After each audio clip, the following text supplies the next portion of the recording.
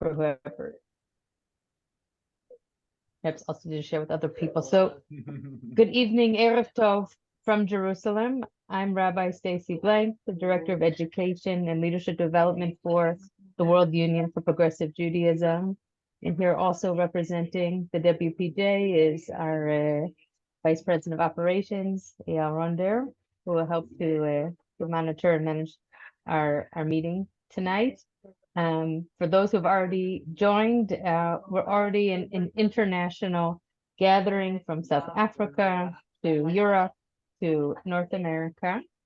And what we're doing here tonight is to try to come together as a progressive Jewish world. And there are many ways that we can do it. And one of them is to bear witness to what our brothers and sisters have gone through, the atrocities they've experienced in the Otef Aza area and the rockets which are falling, and the agony of feeling of not knowing where your family members are, kidnapped, disappeared. And it's hard to believe. It's hard to believe that less than 2 weeks ago, Friday night, my family and I, we were Keilat Har'el, our community in Jerusalem, dancing with the Torah, singing, joy, to wake up the next morning, getting ready to get up, go and continue the celebrations. And we hear the siren over and over and over again. And after a day of shock and disbelief and confusion, we understand that many of our brothers and sisters have been going through this nightmare since 6 o'clock the same morning. And it's a nightmare that continues to this day. We are holding this week 3 different webinars of testimony. This is the webinar in English. We're simultaneously holding one now in Spanish, and tomorrow evening there'll be one in French. In our hopes to reach as many of our congregants and community members around the world. We are going to begin this evening with Eitan Frankel, who's joining us, and who's also a personal friend of the Ronder family. And I see Ori there. And Eitan is from Kibbutz Nirim. There was a mistake in our publication, the wrong kibbutz. He is from Kibbutz Nirim. And then we're gonna hear from Eitan his story of survival. And after that, we're going to hear from Adva Gutman Tirosh, whose sister Tamar was at the party, the Nova party, and has since then disappeared, believed to be kidnapped by Hamas, and she will tell her story and the story of their family. And then we can open it up to questions. So Eitan, I invite you. Thank you so much, both of you, Adva and Eitan, for being here with us today. It's a great honor, and we hope that we can help. And we'll first hopefully we can help by listening to your stories. Thank you. I'll open with a thank you for Eyal and Ori Ronder, Ori is a very good friend of mine, and which took care a lot of the kibbutz. They helped us a lot, and Eyal that connected us, Stacy and Joel, and they are the reason I'm here today. Let me start with the 6:29 in the morning at Shabbat. I was awake because I played my Sony PlayStation. I awake those hours, and when the alarm went off, and I thought, okay, we're used to it. Like, it's happening a lot of the times, and few minutes, and we will continue with our life. But then I see rockets to Tel Aviv and Jerusalem, and I think, okay, something wrong. And I do what most of the people do when these things happen, and I open the news, and it took them like 20 minutes, and when I hear we are under attack, but until 7:30 or 8 in the morning, I didn't realize there are terrorists inside the kibbutz. Although I heard the AK-47s all the time. I thought maybe it was the army and the tourists, but I didn't realize they're inside the kibbutz until I heard in the news that Be'eri is under attack and there are terrorists in rows, and then I hear we have terrorists in our kibbutz, and I realized, okay, something's very big happening, and I need to do something. So I closed all the windows, all the doors. Me and my wife went to the safe room. We locked ourselves in, and we're starting to see what's happening in the WhatsApp groups of the kibbutz. And we hear people write, "Help us! They are inside our house. They shooting everything. They shot RPG at three of the young people homes, and people are they burning houses. People are inside the house, their homes, and they're burning them inside. We have a family of a father, a mother, and a 2 years old boy that they almost died. They found them. The two parents were unconscious, and the baby was already dead, and they saved him. We had luck, but at 10 in the morning, I realized nobody's coming. We're all alone. We're under Hamas control, and I'm going to sleep. And I said to my wife, "Wake me up when the army is here," and I slept for 6 hours straight. When she woke me up and said, "The IDF is here," okay. The IDF saved us. I asked them what's happening. They said there's a lot of terrorists in the kibbutz. Get inside. We are not done. We are not done here. And I hear this is the first time I hear someone got hurt. It was my neighbor. 2 doors next to me. We believe he realized that his mother and brother are under Hamas control. They're in their homes. They're filming his mother and uploading it to the Instagram, to Facebook. And he opened the door and they shot him. And he was murdered. And they found him a day later. And they evacuating us to the center of the kibbutz, to a new club we opened, and then you hear the horrors, literally horrors, because I hear a father and a daughter murdered by an RPG, and 2 and 4 kidnapped, 2 couples and a mother and the son that kidnapped to Gaza. And just the Friday before that, we celebrated the 77th year of the kibbutz. We are part of 11 kibbutz that went up on one day 77 years ago, and we celebrated it a day before, and the next day I guess we Violet can bring her. I'm sorry, I didn't catch any of that. And a day later, we are counting bodies, and we hear from the kibbutz next to us that 70 people are missing. and 40 might be dead, and a quarter of the kibbutz is gone. And they burnt all of their companies, the painting company.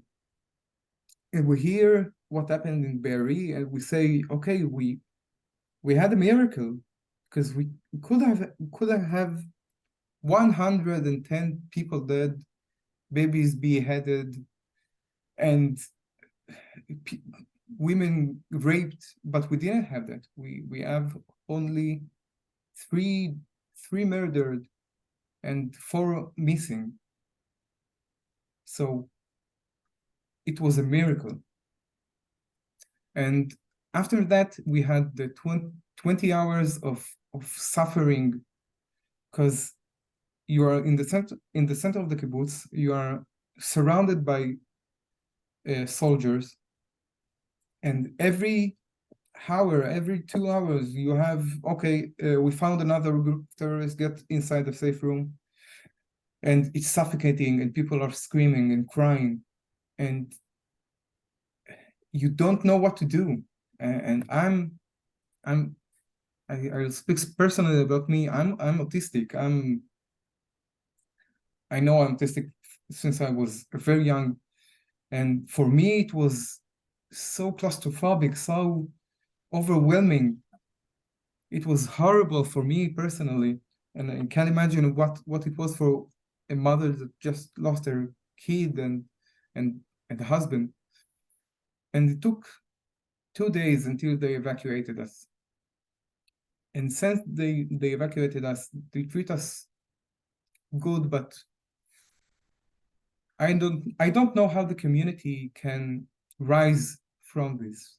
I don't know how much time it will take to rise from this. And we will need any help, I guess, in the future. When the time comes, we will need any help that we can to build again what they destroyed, to bring back the young families that are gonna leave the Gaza area. Not a lot of people are gonna come back, and it's gonna take a lot of time and help to restore that. And now we're okay. We're trying to keep a sense of routine, a sense of humanity, but my mind are with my friends that now are fighting for my home, and I can't help them. So I sit here in Eilat trying to enjoy something in my life, but I can't because my friend is fighting. And this is my life for the past 2 weeks.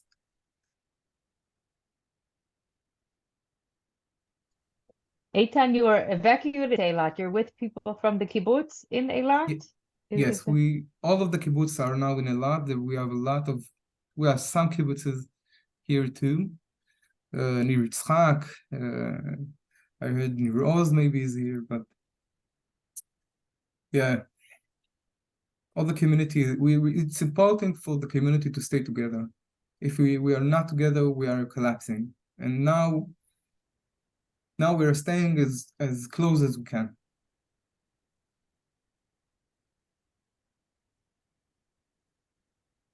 Thank you so much, Eitan, for sharing your story. Thank you. I think that as you tell it, we still are in shock that we cannot believe that this actually happened and this was your reality, and so many people like you with that reality.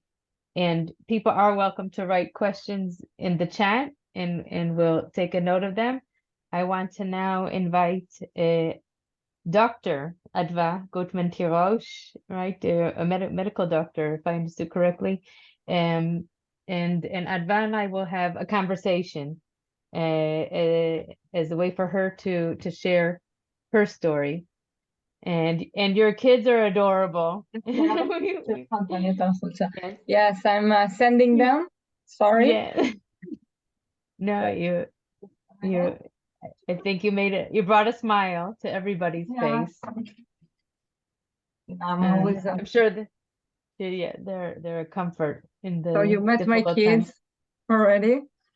I'm Adva. I'm from center of Israel, Kfar Binun. And my sister Tamar Gutman is missing. At Saturday morning, 6:20 something, it's 29, 6:30. We were woke up from sirens as well, and we went to the safe room, and I knew my sister was near Be'eri in a music festival for the holiday. She went after Sukkot meal, and I sent her a WhatsApp.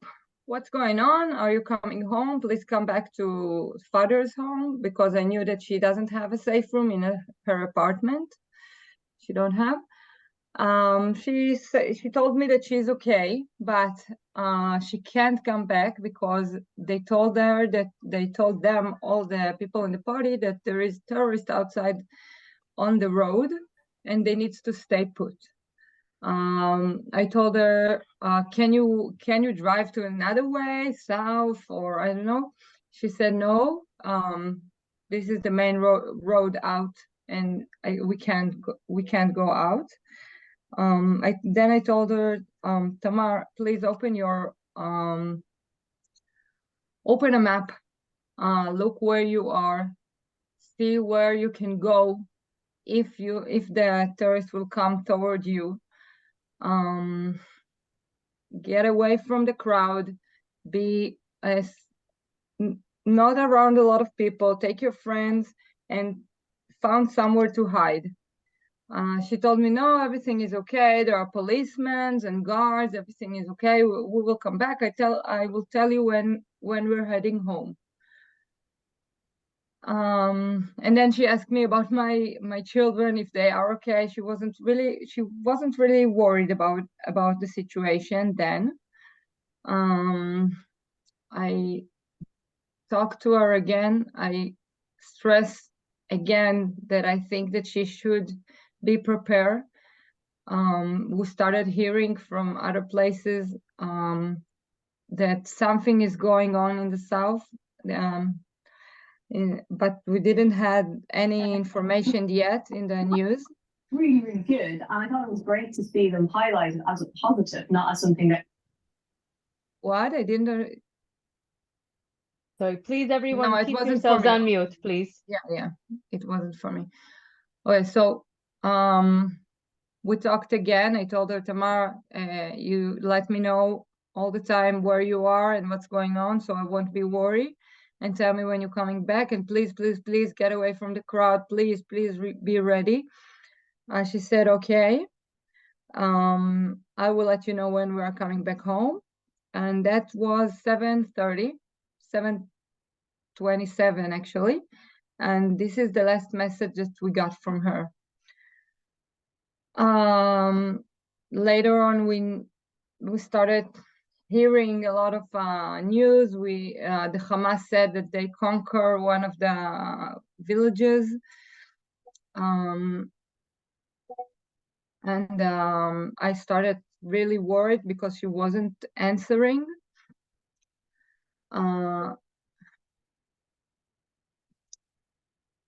And then I tried, I ran to her house, took her computer and her iPad and tracked her phone. I saw that it haven't been moved since 8:10 a.m. We started hearing a lot of wounded, and a lot of my friends that are doctors were recruited to service to this area. I called them, all of them, all my friends that I knew that are military doctors, and I told them, please, please, please let me know what happens there, what is going on there. I have to know my sister is there. We didn't realize the extent till I think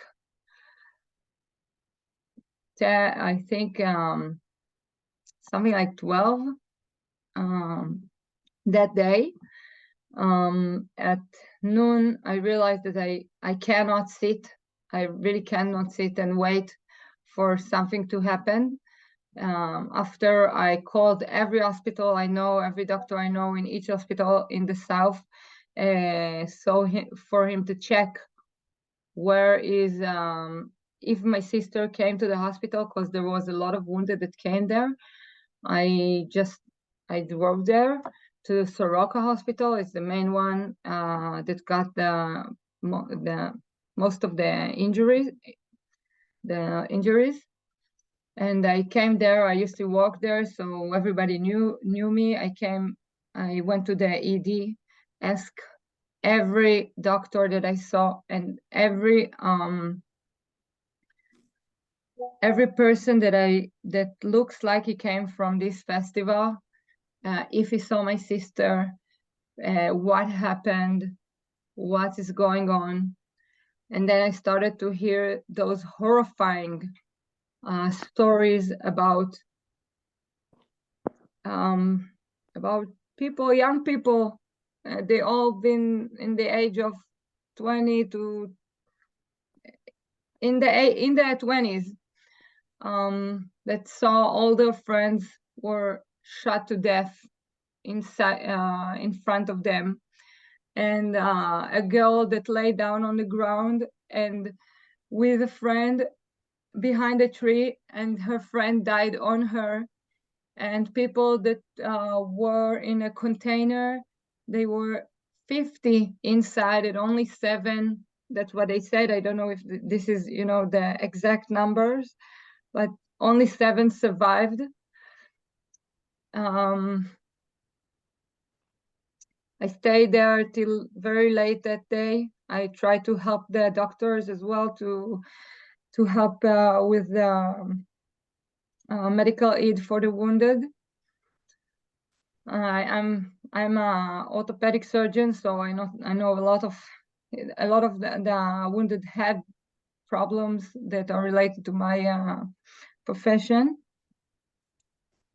After that we went. I went to the police. We gave DNA, me and my father.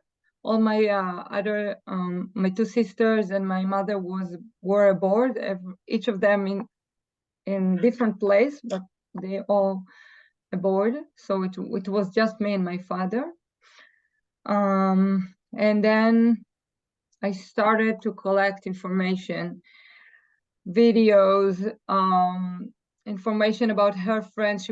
She went to the festival with 4 of her best friends from high school. So I tried to collect the information of them, what they were wearing, everything I can know. I opened like war room, and we started searching for Tamar. I still do that. I do it all today. We had a lot of information that came today, and it was a very hard day for me because of that. We're still looking. We don't know anything about Tamar. The police don't know. The army don't know. I'm in close contact with them. Tamar, she's a law student, and she had a Crohn's disease, a very bad one, uncontrolled. She had a lot of hospitalization. She needed close medical attention that usually I provide, and a lot of hospitalization besides that. And we are very, very worried about her health if she's captured. We don't want to think about the option that she's been murdered. I've been since then in touch with the CIRC. It's a Red Cross organization that usually deal with extreme situation like hostage and situation like we are standing in right now. I've been in contact with a lot of ambassadors in Israel. and we try really, really hard to make a political force, a diplomatic force that will help us press the Hamas and to release or for start to tell us how many, what's their names, and what is their conditions. I have two hats in that matter because I talk with the Red Cross as a doctor. We talk with them about the needs for medications. There is a lot of elderlies that's been captured that need their medication. You just can think about people with heart disease that needs or after a stroke that need anticoagulation therapy, that if they don't get them, it's a ticking bomb, or diabetes, or babies that need diapers or formulas, and so many special needs. It's so different than a situation that we have when soldiers been kidnapped, because they are usually healthy and can be kept for a long time with minimal sanitarian and needs. But when we talk about such a big variety of ages and people, it's every minute, every day, probably we are losing peoples there.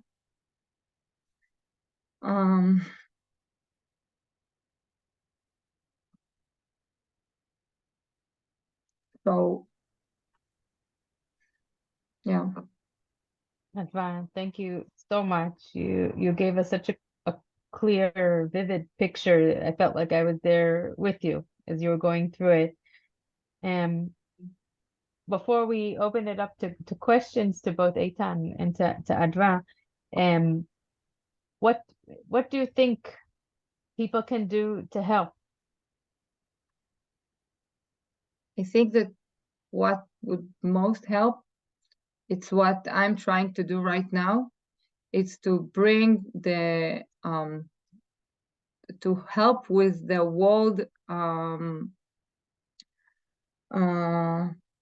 forgot the word, I'm sorry, opinion about the situation in Israel, because we all know that there is so many people that are pro save Gaza and pro Palestine, and I don't think that this is the issue at all. I think, and I tell this everywhere, I have a lot of interviews in the media, that the Palestinian people are hostage as well.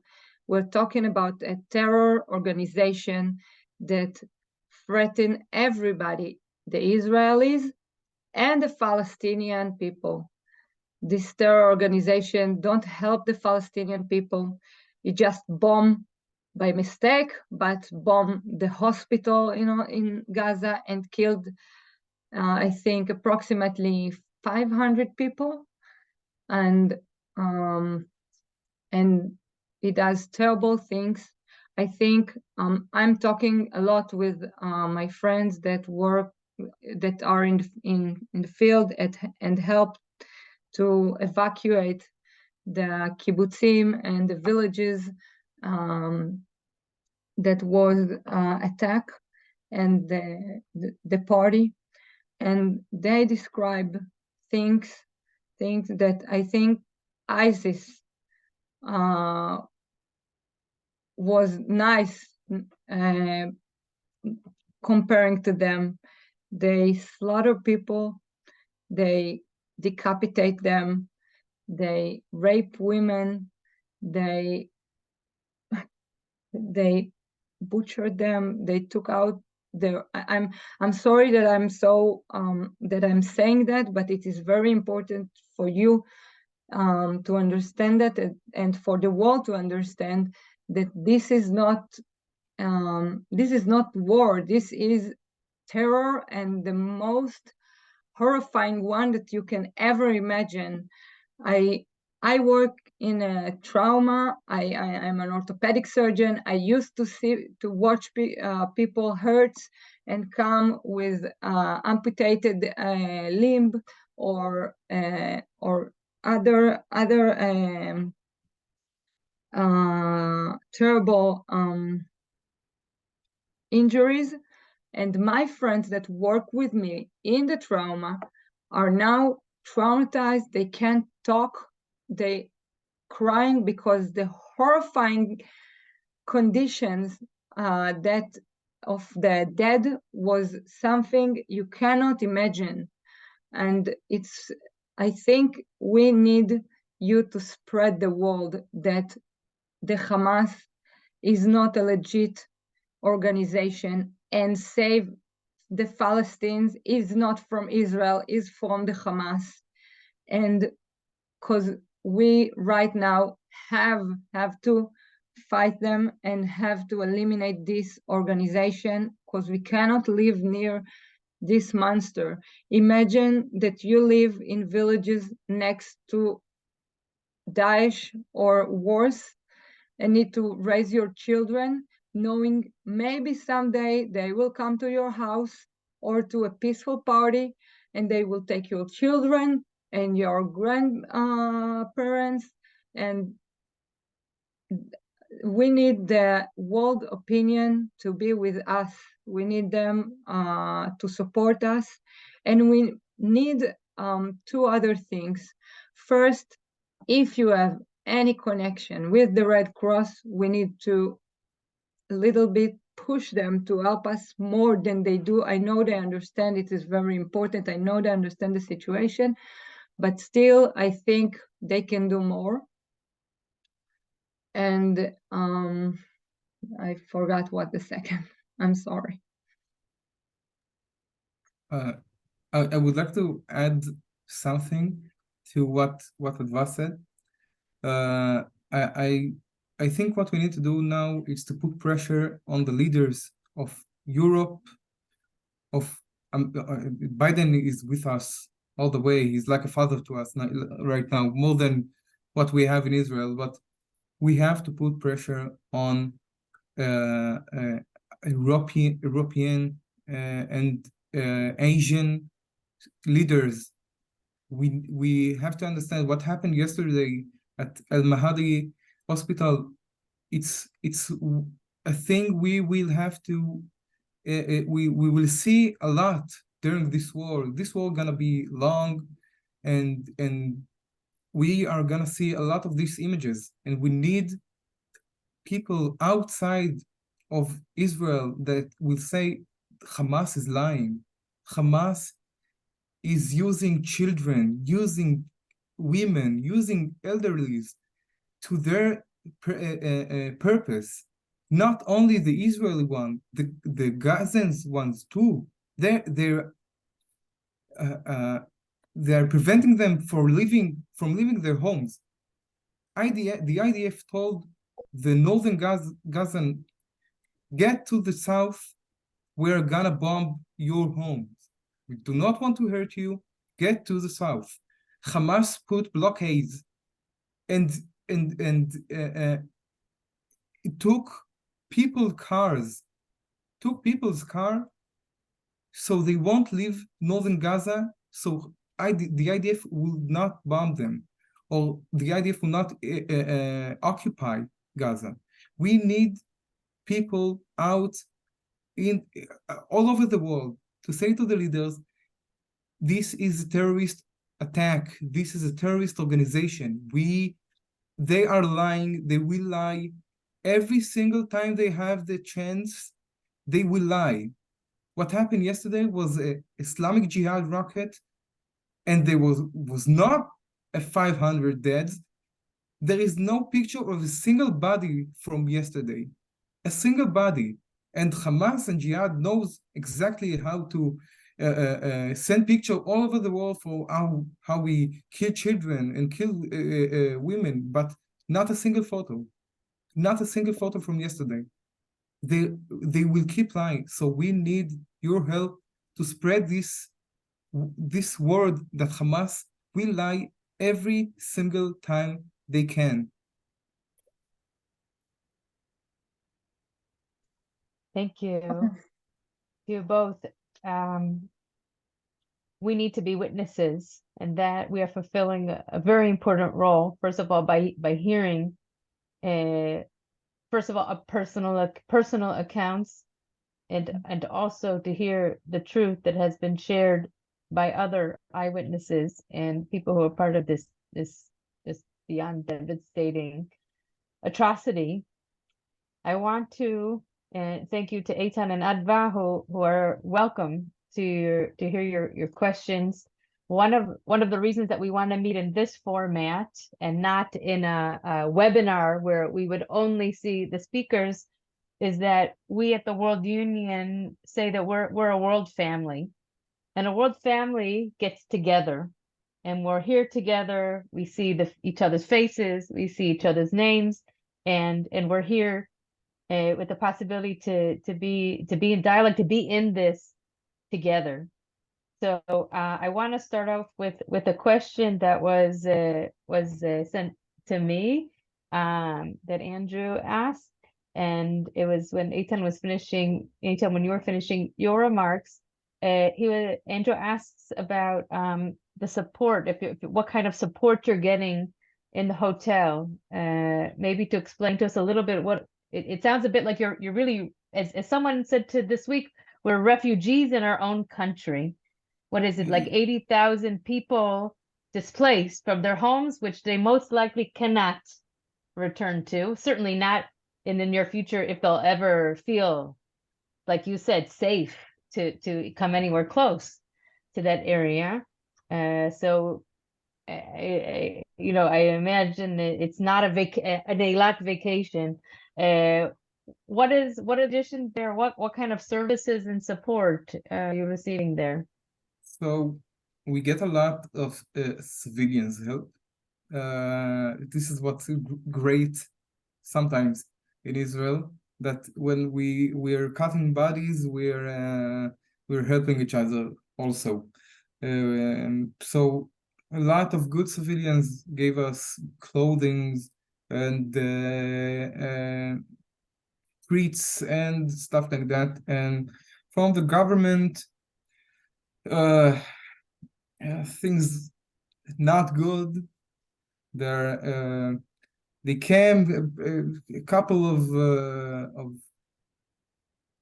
administrating people came and talked to us, but we hear kibbutzim and little villages from 4 kilometers till 7 kilometers from Gaza will not get support, will not get the hotels they deserve. The country, Israel will not pay from next week, I think, to, I don't know, like 10,000 people for their homes. They would tell them, get back to your home, where they have no home. People have no home to come back to. So the government doing hard time, but we have civilians who are doing amazing job in keeping us humane. Thank you. The spirit of Israelis is always rises to the occasion, and all of the people, it's spontaneous volunteering. I'm running to the supermarkets. If somebody opens a pay box, send money. They send money. They buy underwear and socks and diapers. And somebody says, "I'm going to get my car. I'm going to drive it and bring it." It is incredible spirit. I welcome now other questions. You're welcome to open your microphone or to share in the chat.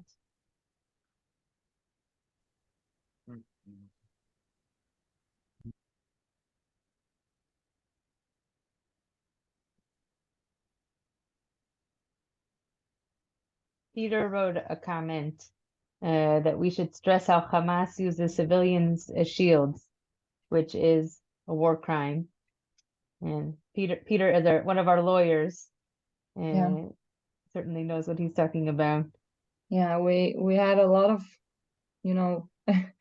even hostages is a war crime, and we're stressing right now in front of the Red Cross and the diplomats that we really need to stress that Hamas have to obey the Geneva law and to provide medications and medical access for doctors from the Red Cross to meet with the hostages. Probably won't happen, but we so wishful that it will. What we're doing right now, I think, is fighting for the support of the world. That's what we need. I do it all the time. I talk to people all day long, from Israel, from India, from United States, Switzerland, Germany, Japan, everywhere. So, and we need you in South Africa. We need you to help us there. Yeah. We have to stress out that this is not news. This is not new for us that Hamas is violating, doing war crimes. This is new maybe to the world, because we knew that 15 years ago, but the world was silent. The BBC was always cited the Hamas. The CNN always talked about Palestinians, militants, and the Israeli attacks. And this is not the case. And it is time the world wake up and realize we are dealing with the worst. This is worse than ISIS. This is worse than we ever saw. So, Peter, I think what I say to you, I don't know if you have the diplomatic connections but even in your community, even your rabbis that talk in the synagogue, and I think you should spread the word. I think you should talk about it. I think you need to understand that it was a horrifying massacre, and I don't want to even imagine what will happen if their force will get stronger and stronger. And we have the Hezbollah on the other side. Israel is not a peaceful place, but we really need to this situation. I think it's one of the worst that ever happened in Israel. Maybe Yom Kippur, but it's a different way, and we really need the world to hear about it more and more and more. And we don't want the subject to sink, and vague away, and we will stay with that, with dealing with that. And we're talking about more than 200 hostages.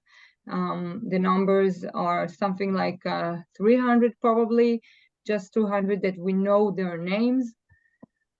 So please, whatever you can do, it will help. And we really trust the Jewish community in the world. We know that your opinion is very important, and you're helping us a lot of the time here in South Africa, in United States, in Europe. And our power is in our united, I don't remember. Sorry. Our unity. Our unity. Yeah, sorry, forgot. No, you're amazing. Thank you. Peter, you have your hand up. No. Just wanted to stress what she was just saying. This is a group that commits war crimes routinely, and somehow it's never mentioned. And the only reason Israel needs to engage in Gaza is because these people commit war crimes. I mean, they basically use their civilian population as shields and hostages. And that story is just not getting out. These are people bent on Israel's destruction, equally as much as Hitler was, and as to the Jews. And somehow it always becomes a one-hand this, the Israelis were attacked, yes, but they're being mean. It always comes out that way. And, the only reason it comes out that way is because these people commit war crimes within their own people, as using them as shields, and now within Israel. And somehow we've got to seize that position, which is very difficult given the on the one hand this, on the other hand that inclination of our media. So what Thank Adva said is you. just totally on point in my way of thinking. Thank Thank you. you for reaffirming that. We're going to soon be ending our hour together, and with some of our activities and things that we encourage everybody to do, and we've heard already some of that from Adva and Eitan, and I want to end with there. But before that, I'd like to give one more opportunity, Eitan, Adva, and if you have anything else that you feel is important to share with us this evening, I'd like to hear from you. Eitan? We have a lot of hostages. We have a lot of cross countries, like double diplomatic passports. We need help. We have people with a lot of coverage. We have people with less coverage. My kibbutz have 4 kidnapped that I saw nothing about them worldwide. And we have a lot of people in Gaza. We have 200 people. We need every single one of them back.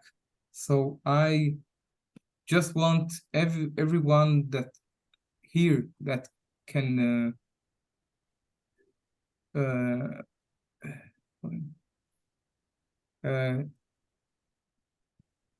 I forgot the word. אפשר בעברית. להשפיע. To influence. To influence. Yeah, to influence. Thank you. Everybody here that can influence, please do anything for them. We have to bring all of them back. This is a humanitarian situation, not a war. This is not soldiers. Soldiers get captured. That's okay. Kids, babies, women, they are not to be negotiated with. This is a humanitarian thing. They want water, they want fuel, they want everything, but they're not giving us anything. We need to put pressure. We need your help to put that pressure. And that's all. That's all I'm gonna say. And thank you very much for having me. So Thanks so much. I want to add something like a wishful thinking, a positive one. I hope that this whole situation will end, and I hope that my sister is alive and she will come back to us.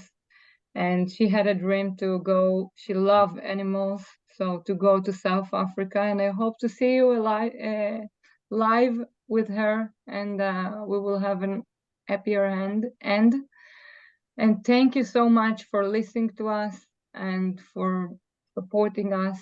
And it's amazing that we have this community, the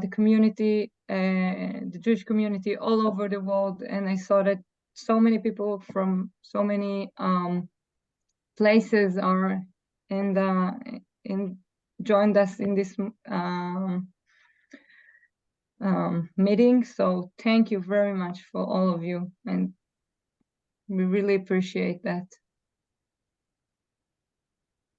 Thank you so much, Adva, Eitan.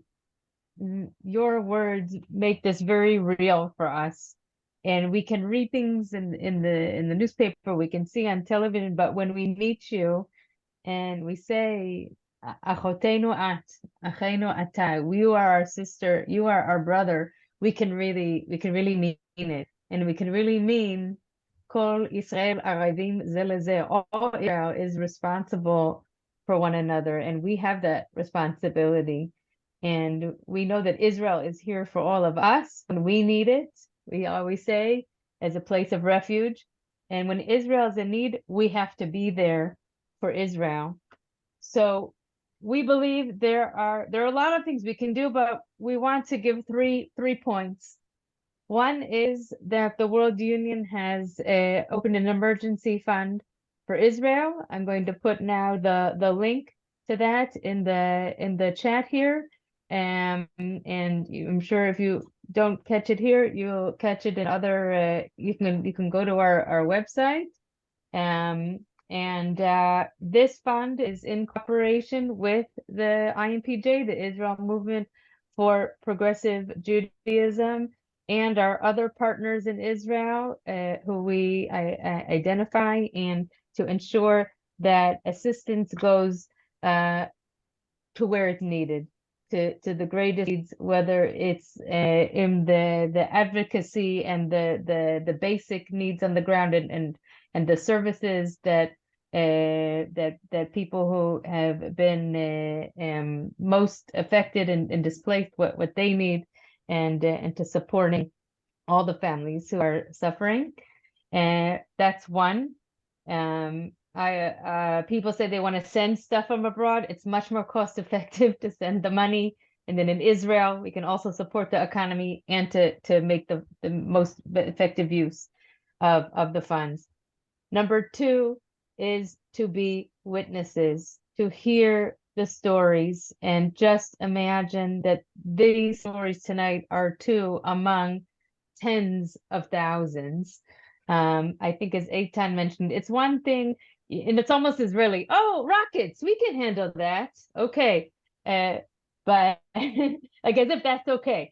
But this, of course, is something unprecedented in Israeli history, and we have to be there in spirit as much as possible.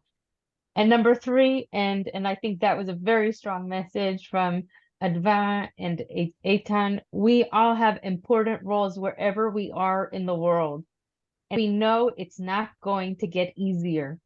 As these images and these stories become more in the past, and the war still lies in front of us, and many say it is far from over, that we're going to face a lot of, as I've already heard, local support of Palestinians and even of Hamas, what students are also facing on campus, and the questions that raised about a protracted war, questions about what happens next, and how to really, if you can say win, nobody feels like we win, but how to, like we say, live in safety and live in peace in the land, which has always been our aspiration. And we need to be there. We need to be talking to our government officials. We need to having dialogue with our non-Jewish neighbors, and we need to keep the amazing support we have seen in Jewish communities around the world going strong. And we need the neshama, we need the strength for that. So I want to conclude with a blessing, a prayer, which was put together by one of my colleagues, Rabbi Mira Regev, and I feel like it brings together a lot of what we're feeling and hoping for now. So I'm going to share it on my screen in English, and I'm going to read it in Hebrew. And let's hope that I share it effectively so you can all see. Avinu shebashamayim, שכינה מקור חיינו, צור ישראל וגואלו. חזק והושע את כל העומדים על משמרת ביתם, שומרם והצילם מכל צרה וצוקה, ותן ברכה בכל מעשה ידיהם. שמע תפילתם ותפילתנו והושיענו. עשה ברחמך למען האימהות הדואגות, והאבות הדואבים וגם האחיות, למען התינוקות והילדים היושבים במקלטים. אנא זוכרנו רצונך, פוקדנו בשועתך, יקדמונו רחמך כי בך בטחנו. השב את כל החטופות והחטופים בשלום לבתיהם, ולא שישפך דם נקי, ובלי שתטמא נפשם במעשי זוועה. חזק את ידי מגיני ארץ קודשנו, החיילים והחיילות, האזרחים והאזרחיות. מי ייתן פה לא יישא גוי על גוי חרב, ולא ילמדו עוד מלחמה. אנא אל הרחמן, ימונה רחמך עלינו, ויקוים בנו הכתוב, כי זרע השלום הגפן תיתן פריה, והארץ תיתן את יבולה, והשמיים ייתנו תלם. והנחלתי אתכם את כל אלה, וייתם ברכה, אל תיראו, ונאמר אמן. אמן. אמן. אדווה ואיתן, תודה רבה על הגבורה. Thank you so much for your wisdom, for your bravery, for your courage, and for being with us tonight. Thank you, all of you, תודה רבה, for joining us from all over the world to bear witness. And we will be in touch. We will be together. And Thank you. God will give us strength. God will bless us with peace. Am Yisrael Chai. עם לילה ישראל. טוב. Thank you. לילה טוב. Thank you very תודה much. רבה. Thank you. Thank you. תודה תודה. רבה, לילה טוב. שלום. Bye. Thank you.